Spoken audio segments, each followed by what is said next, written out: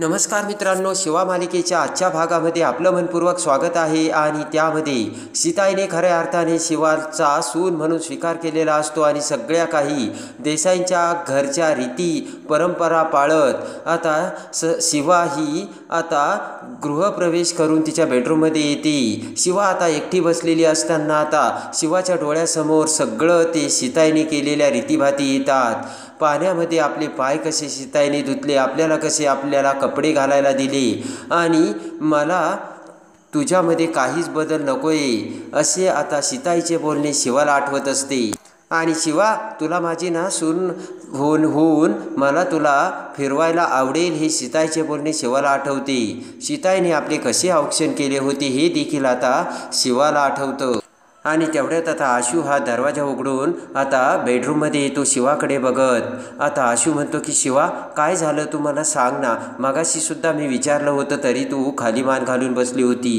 आणि आता आशू म्हणतो की शिवा, माझी काही चूक झाली का ते तरी सांग. शिवा म्हणते की नाही रे आशू, तुझी काही चूक नाही आहे आणि मला माहिती होतं आशू, एक ना एक दिवस सीताई मला नक्की माझा स्वीकार करतील. आणि लगेच आता शिवा म्हणते की माझा तर खरा विश्वासच बसत नाही आहे, सीताईने मला स्वीकारलं आणि मला घरात घेतलं ते. आशू आता शिवाला समजावत म्हणतो की शिवा, हे तुला एका दिवसात नाही मिळालं, ही सगळी तुझी मेहनत आहे. आशू म्हणतो की हे बघ शिवा, जेव्हा तू या घरात आली होती ना तेव्हा कुठे तुला आईने ॲक्सेप्ट केलं होतं, कारण त्यावेळेस आईला टिपिकल सून हवी होती. आशू म्हणतो की त्यावेळेस शिवा आईला ना तुझा खरेपणा अजिबात दिसला नाही, तरीसुद्धा तू आमच्याबरोबर प्रेम करायला कुठे थांबलीस. आणि आता आशू समजावतो. आशू म्हणतो की आईवर सुद्धा तू प्रेम केलं, तिच्यावर प्रेम करायला सुद्धा तू थांबली नाहीस. आमच्या घरावर आलेलं संकट तू वेळोवेळी उभा राहून बाजूला केलं, सगळे सुखदुःख स्वतःच्या अंगावरती घेतली आणि यापूर्वी आईला हे कधीच दिसलं नव्हतं, ते आज दिसलं, असे आता आशू हा शिवाला समजावतो. आणि पटकन शिवा आता आशूच्या हातात हात देते आणि म्हणते की यापुढे सीताईच्या मनातलं स्थान मला गमवायचं नाही. आशू म्हणतो की हमखास तू ते स्थान कधीच गमावणार नाही शिवा, मला पूर्ण खात्री आहे. इकडे आता सीताई तिच्या बेडरूममध्ये नटून थटून आरशासमोर खुश होऊन बसलेली असते. आणि तेवढ्यात भाऊ आता सीताईच्या मोबाईलवर व्हिडिओ कॉल करतात. सीताईच्या मोबाईलवर व्हिडिओ कॉल आलेला बघून सीताई फोन उचलते. भाऊ आता सीताईसोबत बोलू लागतात.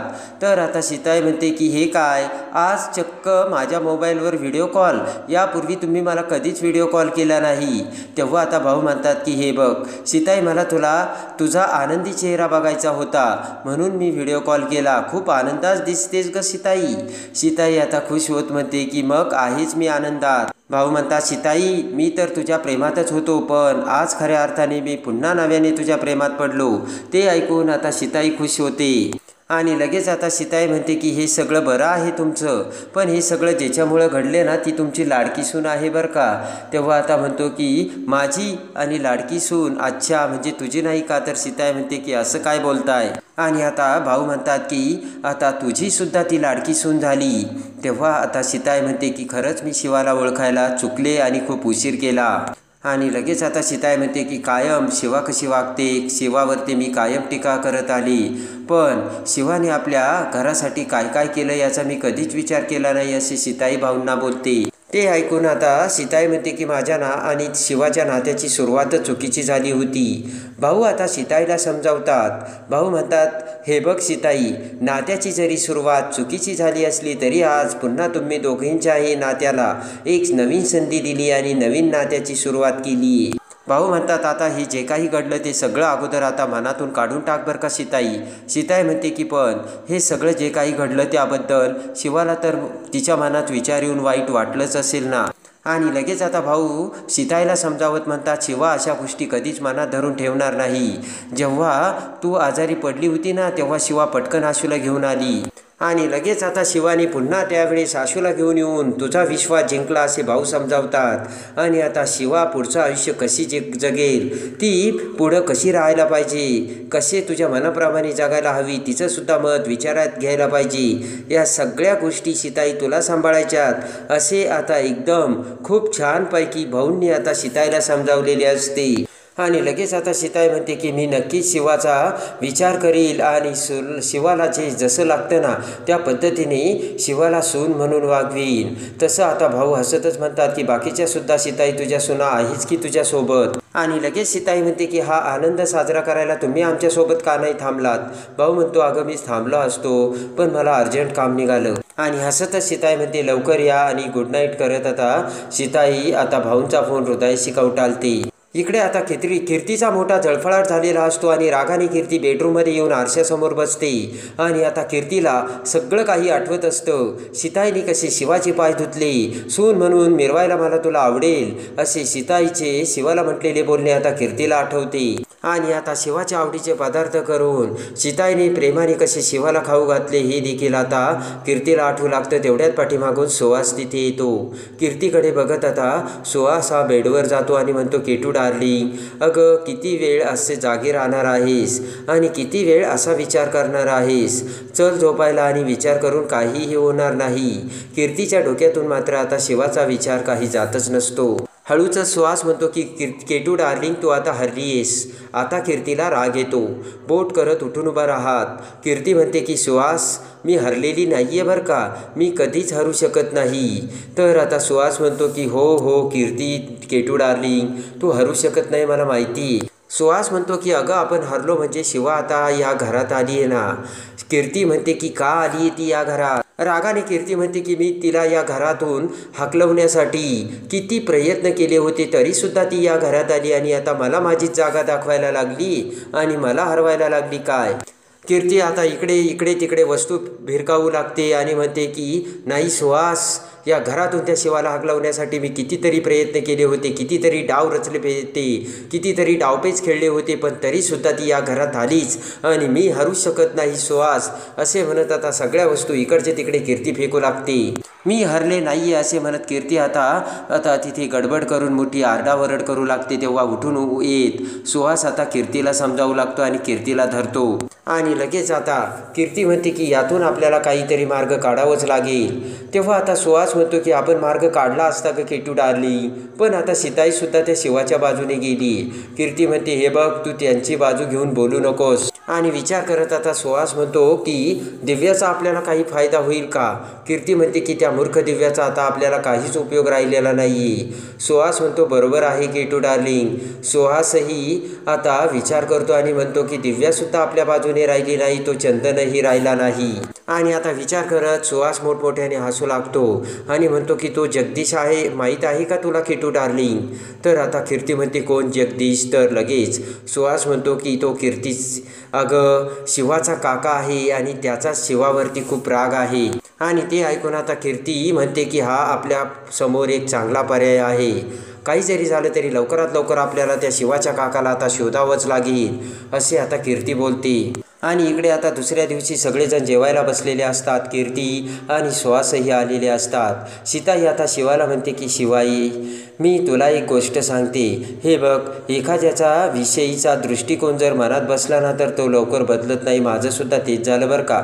शिवा म्हणते जाऊ द्या ना सीताई, द्या आता सोडून, होतं कधी कधी तसं. आणि आता सीताई म्हणते की यावेळेस मी तुला पक्क सांगते, मी ठरवूनच घेतलं बरं का तुला समजून घ्यायचं. आणि सीताई म्हणते हे बघ आशू, उर्मिला, संपदा, लक्ष्मण भाऊजी सगळ्यांनी तुला आहे तसं स्वीकारलं आणि म्हणून तुमच्या सगळ्यांची छान गट्टीसुद्धा झाली आहे शिवा. आणि लगेच आता विचार करत सीताई म्हणते की मला जरा उशीरच झाला. उर्मिला म्हणते की हे बघ ताई, तुला जरी उशीर झाला असला ना तर मला खात्री आहे शिवा आणि तुझी गट्टी नक्कीच एकदम छान जमेल. आणि लगेच आता शिवाकडे बघत सीताई म्हणते की मला आता तेच प्रयत्न करायचे आणि ही शिवा जशी आहे ना तशीच मला आता शिवाला समजून घ्यायचे. शिवाला खूप आनंद होतो. आणि लगेच आता सीताई म्हणते तुला चालेल ना शिवा? तर शिवा खुश होऊन सीताईकडे बघत असू लागते. आणि लगेच आता संपदा म्हणते की ताई पण हे कसं होणार? तेव्हा आता आशू म्हणतो अगदी सोपं आहे, ते कसं होणार ना मी तुम्हाला सांगतो. आणि उर्मिलासुद्धा आता खात्री देते की ताई तुला हे नक्की जमेल बरं का. आणि लगेच आता सीताई म्हणते चालेल ना शिवा तुला? तर शिवा म्हणते मी तयार आहे. सीताई म्हणते की शिवा मला आता तू माझा सगळा वेळ तुझ्यासोबत घालून अख्खा दिवसही तुझ्यासोबत घालवायचा. शिवा म्हणते की चालेल की मला? आणि त्यानंतर आता ते ऐकून कीर्तीचा मोठा जळफळाट होऊ लागतो आणि खात असलेला चमचा जोरजोराने कीर्ती आता डिशमध्ये आदळू लागते. सीता म्हणते की कीर्ती अगं बाळा असं करू नये आणि असं खाऊ नये, नीट खा. तर कीर्तीला चांगलीच चपराक लावलेली असते आणि सीताई प्रेमाने शिवाला म्हणते की चल ए बस जेवायला. आणि शिवा ही प्रेमाने जेवण करते. त्यानंतर आता शिवा ही सीताईने दिलेले कपडे घालून आता दरवाजासमोर उर्मिलासोबत उभी असते. आणि आता शिवा म्हणते की सीताई तर यायला खूप वेळ लावू राहिल्यात. तेवढ्यात आशू आणि संपदा तिथे येत म्हणतात की सीताई कुठे?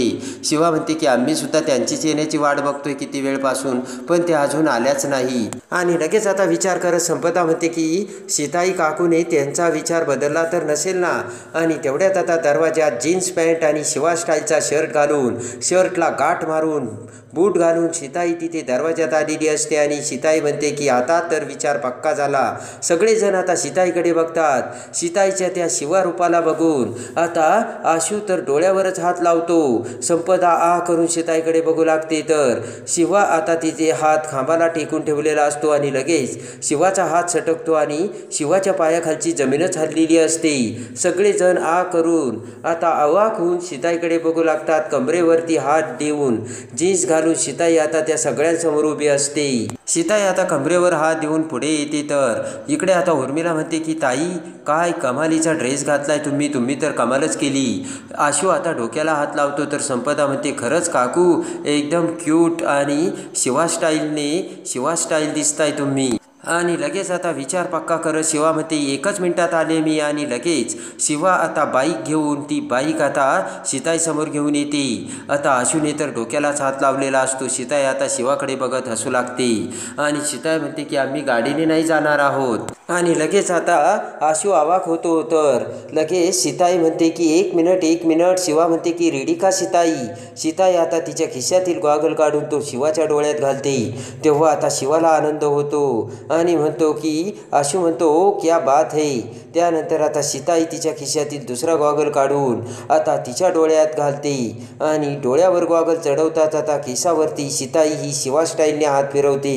तेव्हा तर सगळेजण अवाकच होतात आणि शिवा देखील हसत आता केसावरून हात फिरवते आणि सगळ्यांना मोठा आनंद झालेला असतो. आणि लगेच आता सीताई बाईक समोर येते. तर सीताई आता बाईकवर बसते आणि लगेच संपदा म्हणते की आता आपण एक सेल्फी काढूयात. प्रेमाने संपदा दोघींचाही आता एकाच बाईकवरून सेल्फी काढते. दोघी आता शिवा स्टाईलने बाईकवर बसलेल्या असतात. आणि लगेच आता शिवा म्हणते की आता तर चर्चा होणारच आणि सासू आणि सून मिळून वाट काढणार. आणि लगेच आता शिवा म्हणते की सीताई निघायचं का? तर लगेच आता आशू हा शिवाला आणि सीताईला बाय बाय करतो आणि म्हणतो की सांभाळून जा आणि मजा करा बरं का. आणि धूम स्टाईलने किक मारत आता लगेच शिवा ही बाईक चालू करते आणि बाईक स्टार्ट करून गॉगल घालून सीताईसोबत आता दबंग स्टाईलने आता शिवा निघालेली असते. उर्मिला, संपदा आणि आशू आता शिवा सीताईकडे बघत असतात. त्यांच्याकडे बघत हसत संपदा म्हणते की काकूना आज खरंच खूप मज्जा येणार आहे. आशू देखील हसत आता डोक्याला हात लावतो. आणि इकडे आता पाना गँग गॅरेजमध्ये काम करत असतात. तेवढ्यात आता डिप्पर हा आता मोठा शर्ट आणि पॅन्ट आणि गळ्यात रुमाल घालून तिथे येतो आणि म्हणतो की क्या भाई लोक. सगळेजण आता डिप्परकडे बघू लागतात. तर आता स्टेपनी म्हणतो की ही कसली स्टाईल आणि हे कोण आलंय बुजगावनं. तर आता डिप्पर म्हणतो की स्टाईल आहे भावा, ही स्टाईल तुम्हाला नाहीच कळणार. आणि स्टेपनी आता वेडेवाकडे तोंड करत डिप्परकडे बघू लागतो. आणि लगेच आता डिप्पर म्हणतो मोठमोठाले हिरो असेच कपडे घालतात. स्टेपनी म्हणतो की हिरो अरे जोकर घालतात असले कपडे, जोकर. पुन्हा सगळेजण आता हसू लागतात. डिप्पर म्हणतो ए मला हसू नका. डिप्पर म्हणतो की तुम्ही ना माझ्याकडे बघून हसतात म्हणून म्हणजे माझ्या कपड्यांवरती तुम्ही जळतात. आणि एवढ्यात आता सायनल सर पुढे येत म्हणतो की काय करशील, फाईट करशील का? डिप्पर म्हणतो फाईट नाही करत, आपण डायरेक्ट अटॅक करतो. पुन्हा सगळेजण हसू लागतात. आणि लगेच आता डिप्पर हा शेजारीच असलेली आता रंगाची पिचकारी घेतो आणि म्हणतो सांगा आता मी कसं दिसतो. सगळी पाना गँग आता घाबरते आणि म्हणते की ए आमच्या अंगावर पाणीची पिचकारी उडू नकोस. आणि लगेच आता स्टेपनी म्हणतो की भाई अरे तू खरंच हिरो दिसतो बरं का. डिप्पर म्हणतो लांब व्हा. सगळेजण आता गॅरेजमध्ये इकडे तिकडे पळू लागतात आणि लपून बसतात. आणि आता त्या पाण्याच्या नळीतून आता डिप्पर हा पाणी मारू लागतो. त्याच वेळेस शिवा ही बाईकवरून सीताईला घेऊन तिथे येते आणि डिप्परच्या नळीच्या पाण्यातील पाणी आता सीताईच्या अंगावर पडते. सगळेजण आता तो समोरचा भयानक नजारा बघून आता घाबरलेले असतात. सगळ्यांचा धुरच निघालेला असतो. धूम स्टाईलने सीताई आता गाडीवरून खाली उतरते. सगळेजण डोळे चोळत सीताईच्या त्या अवताराकडे बघू लागतात आणि लगेच आता डोळ्यावरचा चष्मा काढून सीताई ही रागाने आता डिप्परकडे बघते. सगळ्यांना आता घामच फुटलेला असतो. शिवा देखील आता पाठीमागून घाबरी झालेली असते आणि सीताईचा तो रागाचा रुद्रावतार बघत शिवा आता शेजारीच पाठीमागे उभी असते.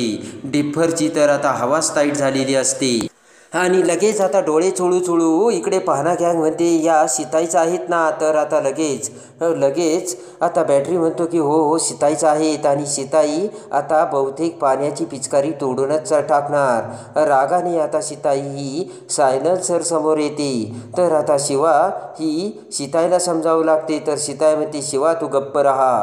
रागाने सीताई आता सायलेन्सरकडे बघते आणि आता सगळी पाना गँग म्हणते की आता सायलेन्सर गेला. तर आता सीताई ही सायलेन्सर बरोबर आता काय करणार आणि सगळी पाना गँगसुद्धा आता सीताईला त्या लूकमध्ये बघून कशी खुश होणार हे बघण्यासाठी आणि शिवा मालिकेच्या डेली अपडेटसाठी बेल नोटिफिकेशनवर क्लिक करून आपल्या चॅनलला लाईक करा, सबस्क्राईब करा.